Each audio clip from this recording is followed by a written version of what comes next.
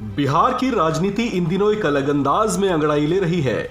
RJD supremo Lalu Prasad Yadav के बड़े लाल तेज प्रताप यादव अपनी अलग राजनीतिक पहचान गढ़ने की कवायद में जुट चुके हैं। इसे लेकर उन्होंने दिन चुना है 1 मई यानी मजदूर दिवस का। इसी दिन से उन्होंने जनशक्ति यात्रा की शुरुआत कर दी है। वे मानकर चल रहे हैं कि जनशक्ति यात्रा इनके राजनीतिक सफर में एक अहम मोड़ साबित होगी और वे खुद को बिहार की राजनीति में एक पुरोधा की तरह स्थापित कर लेंगे। तेज प्रताप यादव ने अपनी सियासी यात्रा को लेकर बताया कि इसके जरिए उनका मुख्य लक्ष्य बिहार के हर जिले को टच करना और वहां से होकर गुजरना है। बताया जा रहा है कि इसके जरिए वे अपने सियासी वजूद और अपनी धमक प्रदेशवासियों के दिलों में पैदा करना चाहते हैं। तेज प्रताप यादव का कहना है कि जनशक्ति परिषद के बैनर तले निकाली जाने वाली इस यात्रा में वे खास तौर से किसानों और मजदूरों से जुड़ाव बढ़ाना चाहेंगे, क्योंकि ये वही लोग हैं जिनकी मेहनत की बूते बिहार प्रदेश गतिमान है।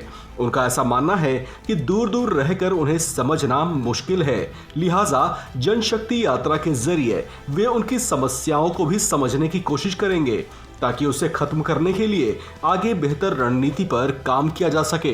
गौरतलब है कि तेज प्रताप यादव अपनी जनशक्ति परिषद के बैनर तले इस यात्रा की शुरुआत उस वक्त कर रहे हैं जब उन्हें लेकर ये चर्चाएं हैं कि वे अपनी पार्टी आरजेडी और कुछ नेताओं से अलग अलग कारणों से नाराज हैं। पिछले दिनों उन्होंने पार्टी में अपने खिलाफ षड्यंत्र रचे जाने और अपनी अनदेखी के भी आरोप लगाए थे। ऐसे में उनकी ओर से जनशक्ति यात्रा निकाला जाना कई तरह की चर्चाओं को जन्म दे रहा है। बिहार के राजनीतिक गलियारों में तो ये तक कहा जाने लगा है कि वे इस यात्रा के जरिए अपने अलग राजनीतिक डगर पर निकलने की तैयारी कर रहे हैं। खैर, इस पर तेज प्रताप यादव खास खुलकर तो नहीं बोले।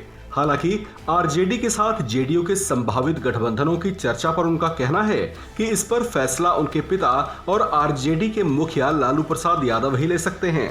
हालांकि उन्होंने इस पर अपना रुख साफ करते हुए कहा कि पहले उनकी ओर से नीतीश के लिए नो एंट्री थी, लेकिन अब वे उनका स्वागत करने को भी तैयार हैं। इस तरह की चर्चा इस वजह से भी जोर पकड़ रही है क्योंकि इन दिनों आरजेडी और जेडीयू के बीच घनिष्ठता बढ़ती देखी जा रही है, जबकि कई मुद्दों पर दोनों दल एक मत होते हुए भी दिखाई दिए हैं।